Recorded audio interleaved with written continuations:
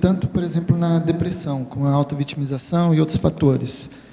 Na mania, que ela entra até em risco mania, podendo tudo. Qual a melhor forma dela estar direcionando para não ser um incomplexo, para não detonar essa vida que ela tem agora, né? O que ela poderia estar fazendo de melhor?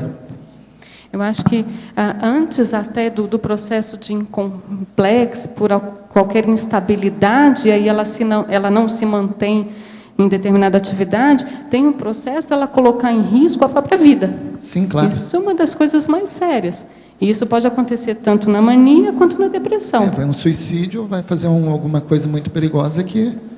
Tem o risco maníaco, né? O cara que pega a moto e vai a 130 km por hora, ou então ele vai para esportes radicais, vai pular como é que é o nome do jump? Né? Bug jump. Bug jump, né? Então ele se coloca todo o tempo em risco. Isso é um problema. Por outro lado, você tem às vezes aquele quadro depressivo sério, que a pessoa começa a pensar em suicídio, você tem que abrir o olho mesmo, que isso é muito sério. Ela de fato pode cometer o suicídio, né? Então, esse eu vejo que é o grande extremo, é quando ela perde, de fato, o processo de cuidar para a evitação de riscos. Agora, um outro ponto é aquela instabilidade, né? No dia a dia, não consegue dar manutenção em determinada tarefa, não consegue ter manutenção em determinadas relações. O que é mais sério disso? Se a pessoa percebe isso no dia a dia dela, faça uma avaliação. Está difícil para ela fazer avaliação com ela mesma? Procura um profissional, procura consciencioterapia, procura um profissional da área médica, procura um psiquiatra, faz uma avaliação. Se de fato é feito um diagnóstico, a pessoa tem dúvida, pega uma segunda opinião, vai num outro psiquiatra. Se de fato o diagnóstico é esse, e a pessoa compreende esse diagnóstico, porque eu acho que é uma das coisas mais sérias, a pessoa ela só faz o tratamento quando de fato ela assume o diagnóstico. Então isso é um ponto. Porque senão ela também vai fazendo assim com o diagnóstico dela. Eu acho que sou, mas acho que não sou, eu vou tratar, mas não sei se eu trato. Então isso é um problemão. Então veja, deixou o orgulho de lado, de fato tem um processo da bipolaridade, vamos tratar. Tem que tratar medicamentoso? Vamos tratar medicamentoso. Houve alteração da química cerebral? Há uma alteração de instabilidade? Precisa da medicação? Vamos tratar. Outro ponto, ajudar a pessoa a reconhecer quais são os sinais e sintomas relacionados à instabilidade dela, que ela fica de olho. Tinha uma pessoa que eu conhecia, que ela cabeleireira. Parecia que era uma boa cabeleireira. Só que, num ano, ela conseguiu mudar 5 vezes de salão. Ela estava num salão, tinha lá a clientela dela, acontecia alguma coisa que ela ficava injuriada, ela caía fora, ia para outro salão. Aí ia para outro salão, brigava com a manicure, acontecia alguma coisa, pegavam algum material dela de trabalho, não, também não fico mais. Ela chegou para mim e falou assim, doutora, eu não aguento, é sempre assim. Eu falei assim, então vamos fazer o seguinte, por 1 ano, você vai escolher um salão, e você vai ficar 1 ano nesse salão. Com 6 meses, o marido também não ajuda, né? Resolveu dar um salão para ela. Mas ela ficou firme. Ela falou assim, não, eu não vou deixar ele me dar o salão. A doutora falou para eu ficar 1 ano no salão. Ela ficou 1 ano. Começa a pegar pequenas coisas, né? Quem tem o processo da instabilidade, e firma. Isso aqui vai ser por 1 ano. 1 ano eu não vou fazer outra coisa, a não ser que seja isso. No caso, com a medicação, que seria o ponto forte para estar podendo a pessoa levar uma vida normal, entre aspas. Há casos... Não, veja, olha só. A gente tem que pensar o seguinte.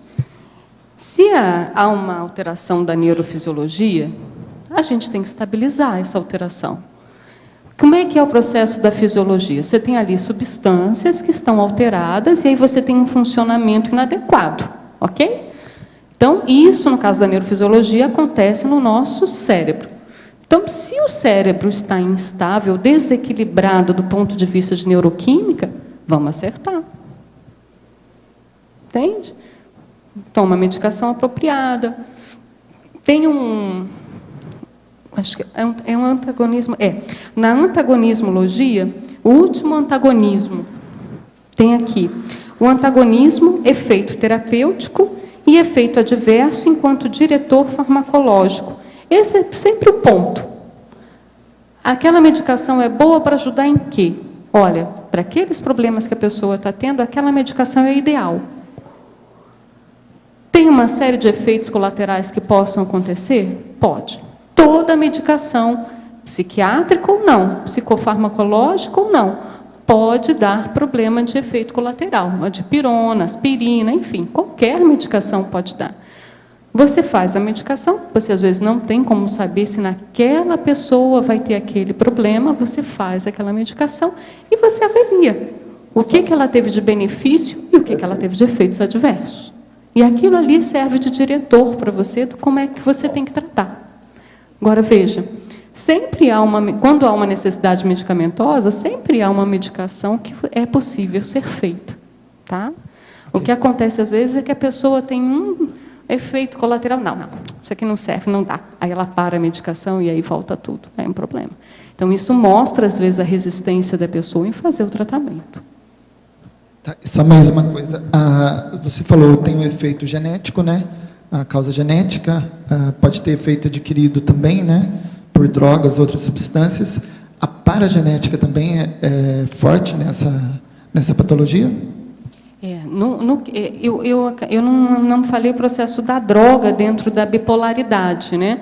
Da droga desencadear o processo da bipolaridade. Não, isso é o que eu já li em compêndios, algumas coisas também pode associar álcool e outro tipo de drogas. Porque assim, na bipolaridade, pelo processo de dificuldade de evitação de riscos e a busca por prazer, é muito comum na bipolaridade a pessoa usar drogas. Tá? Ela ir na busca pela droga, mas não que seja a droga que levou à bipolaridade. Às vezes, o uso da droga foi o gatilho. Foi a primeira vez que ali desencadeou o processo, justamente porque alterou mais ainda a química cerebral.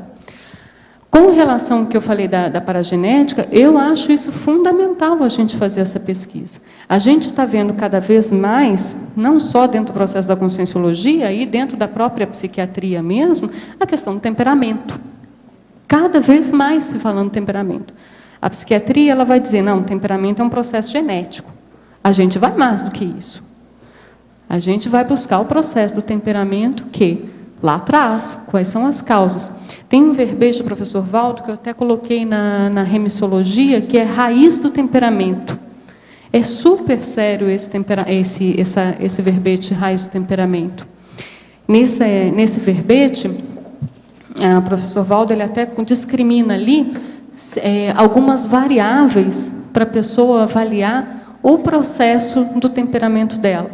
Ele fala ali da questão da autopensenidade, da emocionalidade, da atividade, da sociabilidade, da reatividade, a perceptibilidade dela.